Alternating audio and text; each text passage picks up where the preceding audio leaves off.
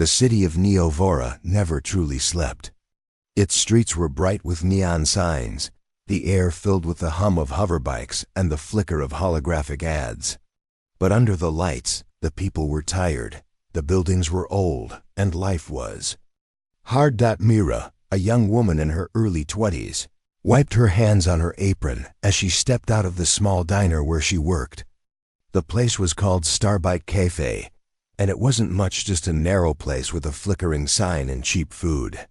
But it paid her just enough credits to survive.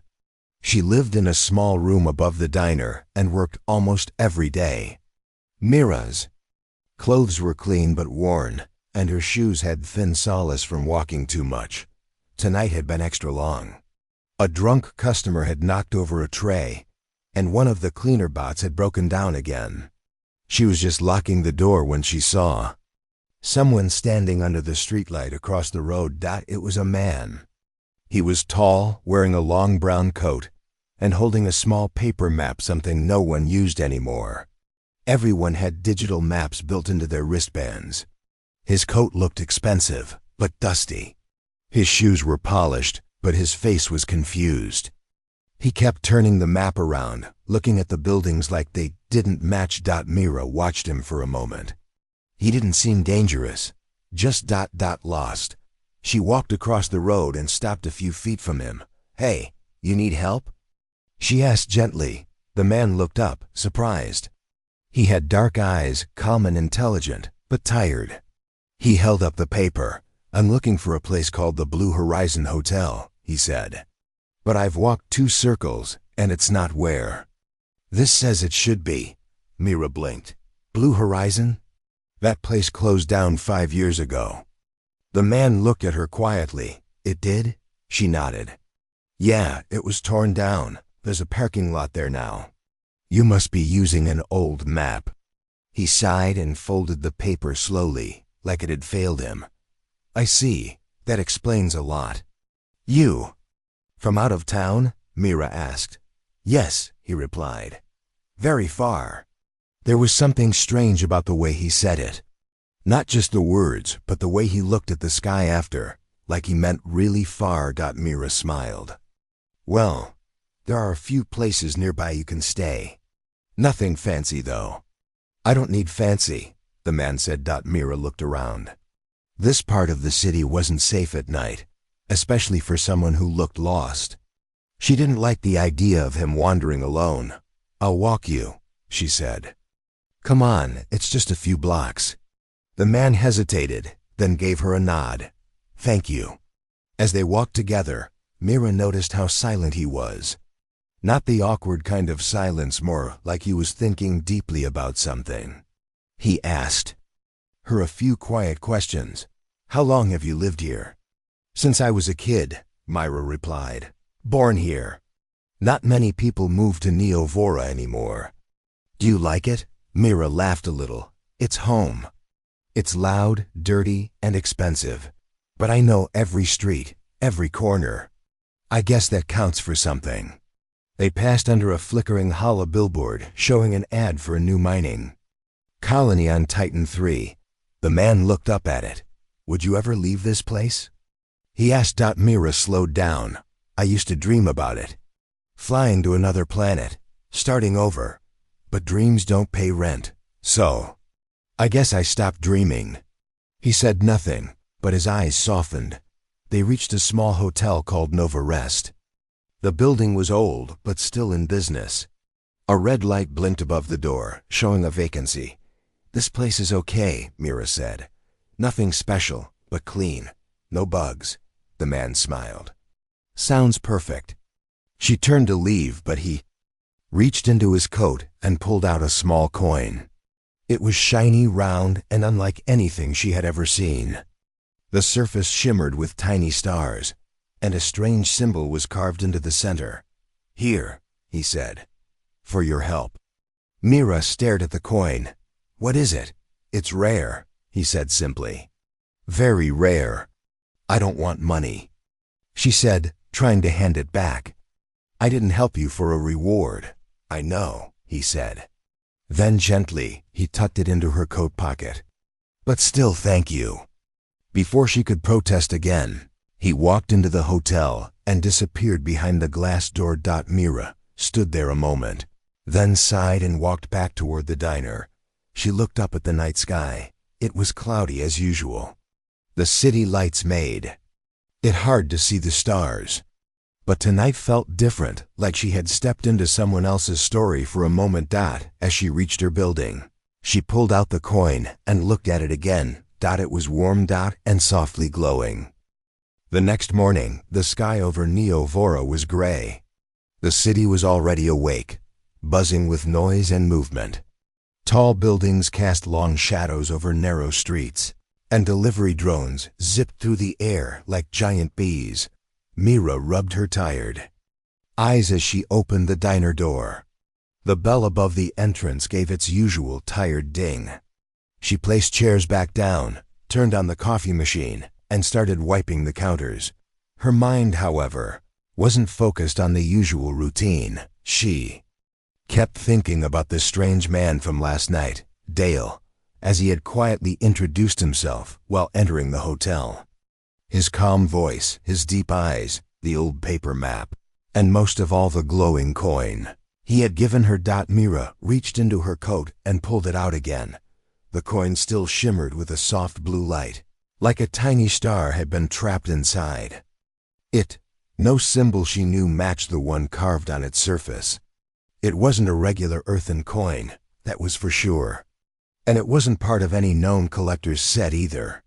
Mira had checked online. She placed the coin on the counter beside the sugar packets, staring at it while the coffee brewed. Then the diner door opened fast. 2 people walked in, one man and one woman.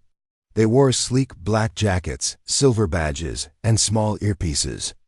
Their faces were sharp and serious. Mira tensed immediately. "Are you Myra?" the woman asked. "Yes," she replied slowly. The man stepped forward. "We're with the Intercity Watch. We're looking for someone who may have come through this area last night. Tall man, dark coat. Might have been carrying a map." Mira's heart jumped. She kept her face calm. "Lots of people pass through here," she said. "I was working late, didn't see much." The woman looked around the diner. "We have reason to believe he's a danger to himself and others." Myra frowned. "He seemed lost, not dangerous." The 2 agents exchanged a look. The man leaned closer. "If you see him again, contact us immediately. It's important." They left a small data chip on the counter, turned without another word, and walked out. Mira waited until they were gone, then picked up the coin again. It was still glowing faintly. She looked at the chip they left but didn't touch it. Something felt wrong. If Dale was really dangerous, why did he seem so kind, so quiet? Why was he using a paper map instead of a tracker? And why were these agents so interested in finding him? Her thoughts were broken by a small beep on her wrist communicator. A new message had arrived, but it wasn't from any number she knew. She opened it slowly. A line of text appeared. "Thank you. Don't trust anyone. D." Mira stared at it, heart racing. How did he get her contact info? She didn't reply. She couldn't. Instead, she slipped the coin into her pocket again and looked around. The diner was still empty, but something in the air had changed. She felt like she was being watched now. The rest of the morning passed slowly. Customers came and went. Old Mr. Bren from the repair shop ordered his usual sandwich. 2 delivery drivers joked about traffic. A mother tried to calm her crying child, but Myra couldn't stop thinking. Why had Dale chosen her to help him? Why give her that strange coin? Why warn her not to trust anyone? By late afternoon, she made up her mind. She locked the diner early and took the coin with her. The only clue she had was the hotel Dale had originally asked about, the Blue Horizon. Even though it was gone, maybe something was still there. Maybe he left something behind. Or maybe someone else was looking. She walked quickly, taking back roads and alleys, trying not to be followed. She didn't wear her communicator openly, just in case.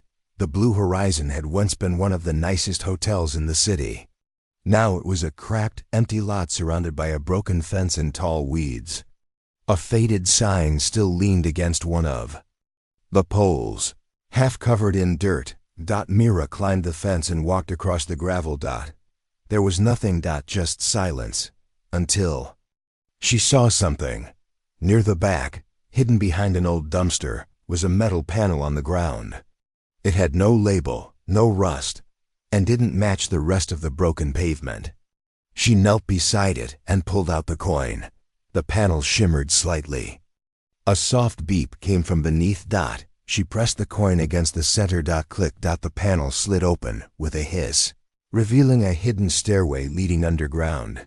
Mira stared into the dark space, heart pounding. Part of her screamed to run.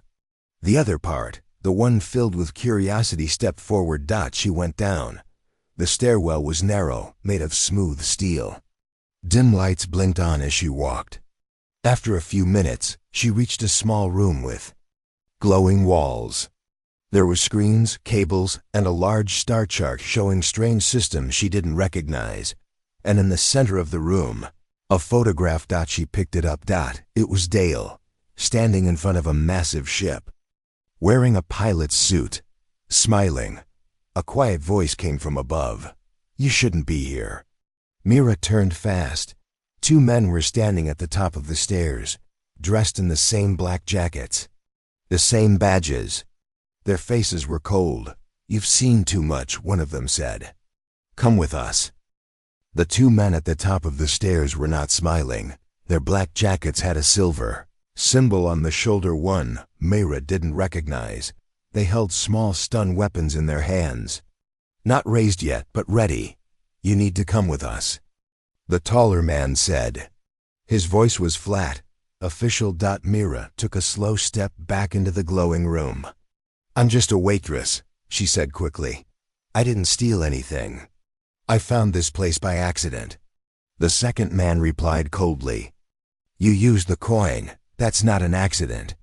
Mira's heart pounded. She glanced at the coin still in her hand. It had stopped glowing, but it had brought her here. She wasn't sure what here even was. The room looked like it belonged in a starship or deep science lab, not under an old parking lot. "I was just trying to find out who he is," she said, pointing toward the photo of Dale. "He left this for someone to find." "That man is dangerous," the taller one said, stepping down the stairs. "He's running from justice." "That's not true," Mira said, raising her voice. "He didn't hurt anyone. He was lost. He was kind." The man ignored her words. "You've made contact with him. You'll need to be questioned." Mira's eyes darted around the room, searching for anything she could use. A metal tray sat near the console. Her fingers brushed it slowly behind her back. The men stepped closer. Suddenly, Mira grabbed the tray and threw it toward the glowing wall. It hit a small panel. Sparks exploded. The lights flickered. A short alarm beeped. The agents shouted. One moved forward fast, but not fast enough. Mira ran past the wall, through a narrow hallway that had appeared when the panel sparked. She didn't know where it led, but she didn't care. All that mattered was escape. Her feet slammed against the floor. Her breath came in sharp gasps. Behind her, she heard footsteps and shouting. Then, silence. She reached the end of the hallway and found a ladder. Without thinking, she climbed. 10 steps, 20, 30, until she hit another hatch. She pressed her hand against it. The coin in her pocket glowed again. The hatch opened. Mira stepped out into a cold, quiet space. It was dark. At first, she thought it was night again. But when her eyes adjusted, she saw stars, real stars. She wasn't outside. She was inside a ship. The ceiling above her was curved and made of clear glass-like material. The stars twinkled far beyond. The room she stood in was large and metallic, with blue lights glowing along the walls. Strange symbols flashed across a nearby screen. Then a soft voice said, "Welcome aboard, Mira." She spun around. Dale was standing by a control panel. He looked calm but tired. His coat was gone, replaced by a silver pilot's jacket. His eyes held the same quiet power she'd seen the night they met. "How did you get here?" she asked, still breathing hard. "I hoped you'd find the entrance," he said. "I left the coin for you." Mira shook her head. Why? Why me? I'm not important. I'm just a waitress." Dale finished. He walked toward her slowly. "You helped me when no one else would. You didn't ask who I was. You didn't want anything from me. You were honest." Mira looked at him. "But those people, those agents, they said you're a criminal." Dale nodded slowly. "They're not real agents. They work for a company I once owned. They betrayed me. Took everything. My ships, my network, my home." Mira stared at him. "You owned a company?" Dale walked to a glowing console and tapped a few buttons. A hologram appeared above it, a large building with tall towers and a name, Orionus Corp. "I started this company when I was 20, Dale said. "We built ships, created space routes, and opened colonies. But greed took over. My board members wanted to sell Earth's resources to alien traders. I said no, so they pushed me out and started hunting me." Mira was silent for a moment. Then she whispered, "Why did you come back to Neovora?" "Because this was where I first dreamed of going to the stars," he said quietly. "I hid this ship years ago in case something ever went wrong. You helped me reach it again." Mira slowly sat down on a small bench. Everything felt unreal. "You're a billionaire?" she asked, still trying to understand. "I was," Dale replied, "but money isn't what matters now. Truth matters. People like you matter." She looked up. "What do we do now?" "Those people are still after you, and I'm in this too now." Dale smiled slightly. "Then we fight back." "But not with weapons, with truth, with knowledge, with people who believe in better things." He pressed another button. A large screen lit up, showing a list of named scientists, engineers, pilots. All people loyal to Dale, hidden, waiting. "You're not alone anymore," Dale said. "And I need someone I can trust beside me, someone real." Mira stared at him. "Me? Yes," he said. "You." The lights in the ship grew brighter. Somewhere deep inside, engines began to hum. "Where are we going?" Mira asked, standing up. Dale looked at her with a calm, steady smile. "To take back the stars." The hum of the engines echoed softly inside the ship. The room felt warm, alive, like the ship had just woken up from a long sleep. Mira stood next to Dale, still trying to understand everything that was happening. Just last night, she was serving coffee in a quiet, forgotten diner. Now, she was standing inside a hidden spacecraft with a billionaire fugitive who wanted to fight back against powerful enemies. It felt like a dream. But the glowing buttons, the soft humming walls, and Dale's steady voice reminded her that this was very real. Dale walked over to a control panel and touched it gently.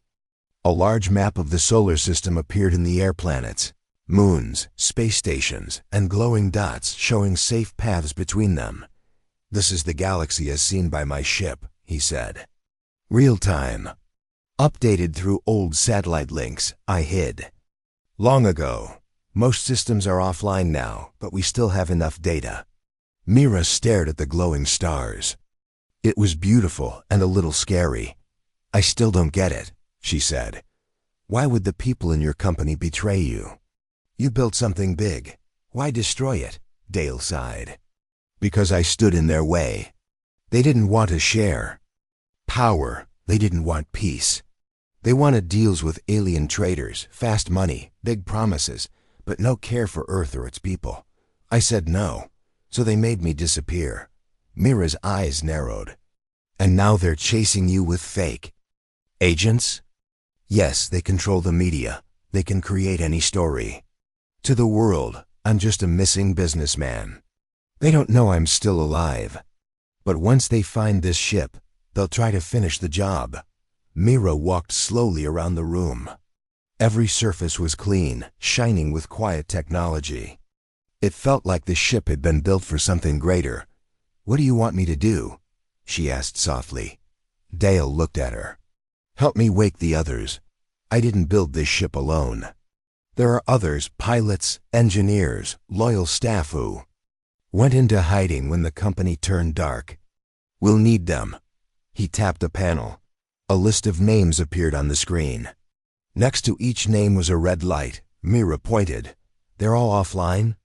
"They're hiding," Dale said. "Many changed identities. I can send a signal that will let them know I'm alive. But they won't trust just a message. They'll need proof." Mira looked thoughtful. "Proof like me?" He nodded. "You saw what they did. You helped me when I had nothing. That means more than titles or money." She smiled slightly. "You trust people too easily." He gave a soft laugh. "Only the good ones." Suddenly, an alarm blinked red across the screen. Mira jumped. "What is that?" she asked quickly. Dale's face turned serious. "Someone's scanning the area." He tapped the screen fast. A new window popped up showing a map of Neovora. A red signal was moving across the city. It was small, maybe a drone. "They're looking for the ship," he said. "But they don't have the exact location yet." "Can we leave?" Mira asked. "Not yet. If we take off now, they'll trace the engine signature. We need to disable the scanner first." Myra paused. "Then I'll do it." Dale looked at her sharply. "It's dangerous. They're not just men with scanners. They're trained and armed." Mira raised her chin. "They won't expect a waitress to be a threat. Besides, I know the streets better than anyone." He hesitated, then reached into a drawer and handed her a small black device. "This will shut down the scanner from a short range. Press the blue button when you're close, then run." Mira took it. It was cold and smooth, no bigger than her palm. She nodded. "I'll be back." Dale looked at her with quiet pride. "Be careful." Mira slipped out of the hidden hatch and climbed through the abandoned parking lot. The streets were darker now, and the air felt tense. She moved quickly, keeping to alleys and shadows. Her worn shoes made almost no sound on the cracked pavement. She followed the signal's path, using a small tracker Dale had given her. The scanner was moving slowly near the market district, about 5 blocks away. It hovered above the rooftops, round silver and blinking red underneath. She waited behind a fruit stall until the drone passed over. Then she ran. Climbing up a side ladder, she reached the top of a building. The drone was floating nearby, scanning with a soft blue beam. Mira crawled low, reached into her pocket, and pressed the blue button on the device. A soft click. The drone froze in midair, lights blinking, then dropped like a stone into a rooftop vent. Mira didn't wait. She climbed down and ran into the night, back through empty alleys, past quiet doors, and over broken roads. Her lungs burned and her legs ached, but she didn't stop. When she reached the lot again, she whispered, "Open." The hatch appeared. She jumped in, closing it fast. Behind her, inside, Dale met her with wide eyes. "You did it." She nodded, trying to catch her breath. "It's down. They won't track us now," he smiled. "Then we're ready." The ship's lights changed to a soft green. The engines hummed louder. Myra sat beside Dale in the pilot's room. He guided her hands over the controls. "This isn't just escape," he said. "This is the beginning of something better. For Earth, for people like you." She looked at him, then out the wide glass window at the stars. "I never thought I'd leave Neovora," she said quietly. Dale smiled. "You're not just leaving, you're rising." And with a soft pulse of light, the ship lifted into the sky, silent, hidden, and full of hope. The message from Dale and Mira had spread like wildfire through hidden networks across Earth and nearby colonies. Secret meetings began. Small groups of loyal pilots, engineers, and rebels prepared to stand up. The truth was no longer a secret. Inside The Aurora 9, Mira and Dale watched the responses flow in, one by one. Each message was a spark of hope, a promise of help, of resistance. But the battle was far from over. Dale tapped a control panel, bringing up a hologram of Earth's upper atmosphere. A fleet of black ships, sleek and powerful, moved in formation. These were the company's private security forces. They had discovered the hidden station's location and were moving fast to attack. "We don't have much time," Dale said, voice steady but urgent. "They'll try to crush this movement before it grows." Mira clenched her fists.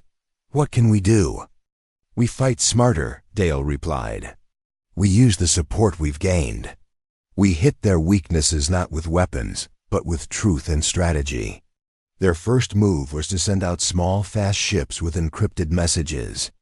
These ships would sneak into controlled territories, broadcasting live reports and proof of the company's lies.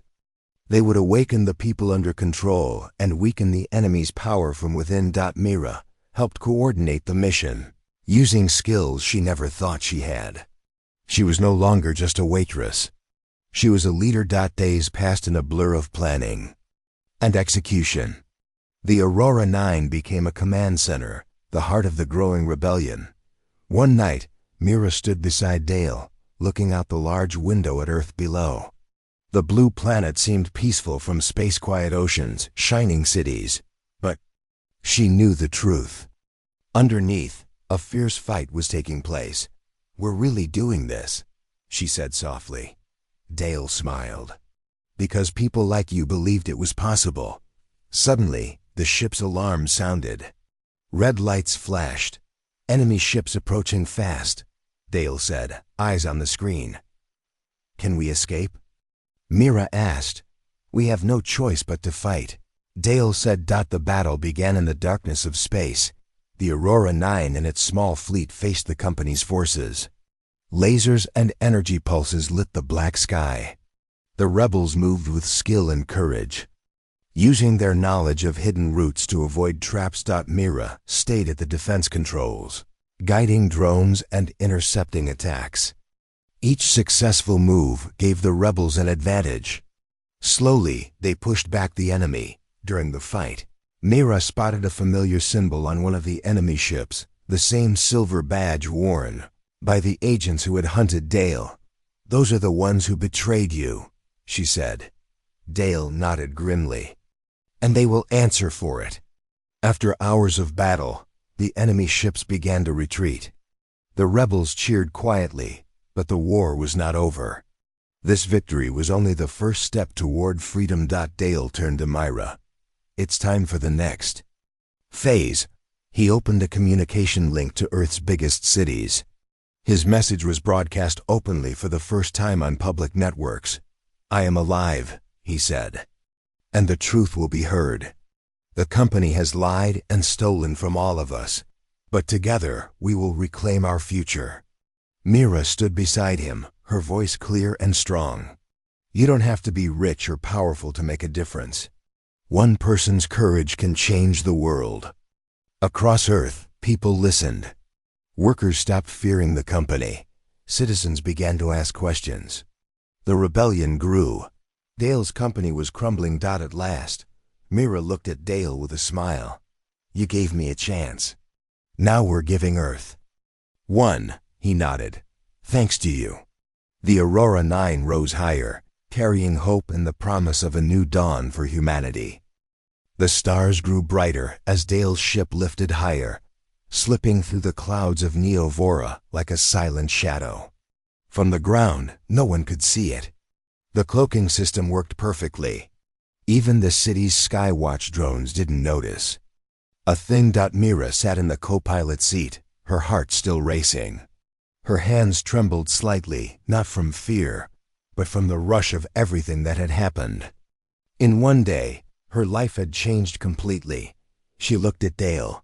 His focus was steady as he guided the ship, tapping buttons, adjusting the flight path.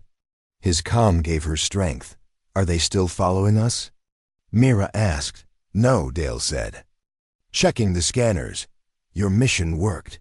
With their drone offline, They lost our signal. We're clear, for now. The ship passed above the city lights, then out beyond the clouds. The sky turned black. Mira gasped softly as the world below disappeared and stars stretched out before them. "It's beautiful," she whispered. Dale glanced at her. "You've never seen this view before, have you?" She shook her head slowly. "Not like this. I never thought I'd leave Earth. I never even left the city." "You're not just leaving Earth," Dale said. "You're helping save it." Mira stared at the galaxy ahead. The stars didn't feel cold anymore. They felt full of possibilities. The ship named Aurora 9 entered orbit and flew toward an old satellite Dale had once owned. It was hidden near the dark side of the moon, powered by old solar cells and protected by layers of encryption. Most people believed it had stopped working years ago. But Dale had secretly kept it running. "This satellite holds backup data," Dale explained. "Names, files, plans. Everything the board tried to erase." Mira watched as the ship connected to the satellite. Screens lit up. Files began to unlock one by one. "Once we gather this," Dale said, "we'll send out a message to the others who are still loyal." "Where are they?" Mira asked. "Hiding, like I was. Some are on Earth, others left for nearby colonies. But if they know I'm alive, they'll come back. And if they don't?" she asked. "Then we try anyway," Dale said. "We do what we can. One ship, 2 people. That's enough to start something." Mira smiled. "You sound more like a rebel than a businessman." Dale laughed softly. "Maybe that's what Earth needs now." But peace didn't last long.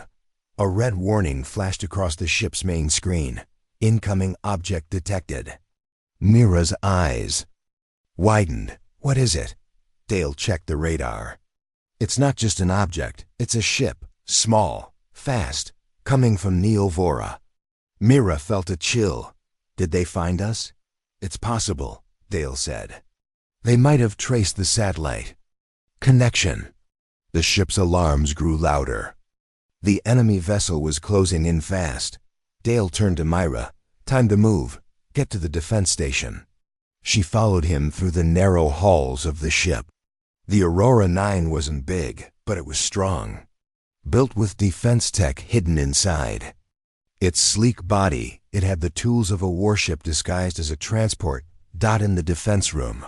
Mira sat in front of a panel filled with simple controls. Dale pointed to the screen. "You'll guide the drones. They're small, fast, and fully automated. Just keep your eyes on the radar. If anything gets close, send the signal." Mira nodded, trying to steady her hands. The enemy ship appeared. On the main screen, black, sharp, and marked with the same silver symbol she had seen on the fake agents. "They're from your company," she said. Dale clenched his jaw. "They must have sent scouts the moment I disappeared. I thought we had more time."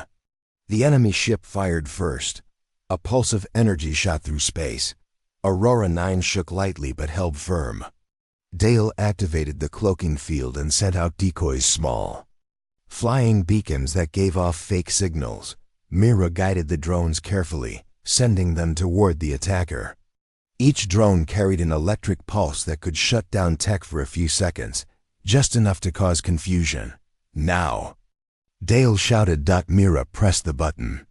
One of the drones hit the enemy ship's wing. Sparks flew. The ship spun slightly off course. But it wasn't over. The enemy ship recovered fast. It launched 2 sharp missiles. Mira's heart pounded. "There. Coming right at us." Dale gripped the controls tightly. "Hold on." The Aurora 9 spun sharply to the left, dodging one missile. Mira launched a drone straight at the second missile. It exploded mid-space, lighting up the sky. "Yes!" she cried, but the enemy wasn't done. A boarding signal was detected. Someone was trying to dock with the Aurora 9. "They want to take us alive," Dale said grimly. "Or take the ship. What do we do?" Mira asked. Dale looked at her with a calm but serious expression. We can't let them board. I need you to go to the back engine bay. There's a manual override. Hit the red lever. It'll boost. Our engine's just long enough to escape their trap." Mira ran through the ship, heart pounding in her chest. The engine bay was loud and filled with smoke like mist from cooling vents. She found the red lever and pulled hard. Loud whoosh filled the room. The ship jolted forward with sudden speed. In the pilot's seat, Dale grinned. That did it. The Aurora 9 shot forward, breaking out of the enemy's trap. The attacker fell behind, unable to catch up. After a few tense minutes, the red warnings disappeared. The screen turned green again. They were safe for now. Mira returned to the front. Sweaty and breathless. "We made it," she said. Dale smiled at her. "Thanks to you." She dropped into the co-pilot chair and laughed softly. "I'm just a waitress, remember?" He looked at her seriously. "Not anymore." They sat in silence for a while, staring at the stars. "We need to keep moving," Dale said. "We'll visit the outer station next. There's someone there I trust." Mira nodded. "I'm ready." He looked at her with quiet pride. "Then let's go start a revolution." The ship Aurora 9 flew silently through deep space. Stars glittered in the distance, cold and quiet. Inside the ship, however, things were changing. Mira sat in the co-pilot seat, staring at the screen in front of her. Her hands no longer shook. Her heart was steady. She had helped fight off an enemy ship. She had pulled the red lever that saved them. And now she was flying farther than she ever imagined. Dale, sitting beside her, looked at the star map. "We're close," he said. "The outer station is hidden inside an asteroid field. That's where we'll find Dr. Wren." "Who is she?" Mira asked. "She helped design this ship," Dale replied. "And she warned me years ago that the board might betray us. I didn't listen then. But she stayed loyal. Is she still out there? She helped us send the truth to the people." Mira nodded. "Let's find her." They reached the asteroid field an hour later. It was dangerous territory, huge rocks spinning through space, crashing into each other, blocking signals and radar. But the Aurora 9 had a hidden path coded into its system. Dale carefully steered through the moving rocks. Mira watched the screen, calling out distances in turns. Together, they passed through safely. Finally, a small space station came into view, gray, old, and almost invisible against the dark rocks. It had no lights, no signal, no activity. "Is it abandoned?" Mira asked. Dale shook his head. "No, she's just being careful." He tapped a code into the screen. After a few seconds, a small green light blinked from the station. A docking tunnel extended slowly. "She's still here," he said, smiling. They docked and entered the station. Inside, the air was cold. Lights flickered. The walls were dusty. Mira held her breath as they walked through a silent hallway. Then a voice called out, "Dale?" They turned. A woman with silver hair and a long coat stepped out from behind a doorway. She was older, but her eyes were sharp and alert. Dale smiled. "Hello, Wren." She walked up and hugged him. "I thought they got you." "They tried," Dale said, "but this one helped me." He nodded toward Mira. Wren looked at her curiously. "A soldier?" "No," Mira said. "I'm a waitress." Wren raised an eyebrow. "Interesting choice." "She's more than that," Dale said. "She saved my life, and the ship." Wren gave a small smile. "Then I owe you thanks." They sat together in a small control room.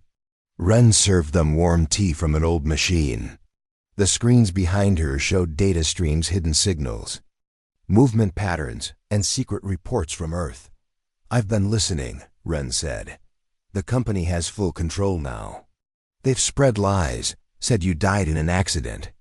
Said the board is working for peace. But they're selling Earth, piece by piece, to alien markets." Dale nodded. "That's why I'm here. I want to send a message, a real one. Show the truth." Prove I'm alive. Ren tapped on a screen. We can do it from here, but we need power. The core is weak. This station hasn't been used in years. Myra stepped forward. Can I help? Ren looked at her again, then nodded. Follow. Me in the engine room. The power core was old and rusty. Wires hung loose. Screens blinked randomly. This thing is like a tired heart, Ren said. We'll need to boost it using energy from your ship. Mira and Ren worked side by side, connecting cables from Aurora 9 to the station systems. Mira held tools, followed instructions, and crawled under panels to fix circuits. She didn't complain, even when sparks flew or her hands got burned. You learn fast, Ren said. I've been learning everything fast, Mira replied with a smile. By the end of the day, the power was stable. Back in the control room, Dale prepared the message. It would go out to every hidden channel, every abandoned beacon, every secret network used by rebels and truth seekers. He stood in front of the camera. I am Dale, he said calmly. Founder of Orionus Corp. You were told I was dead. But I'm alive. And I have proof that the board betrayed Earth. They are selling our future for profit.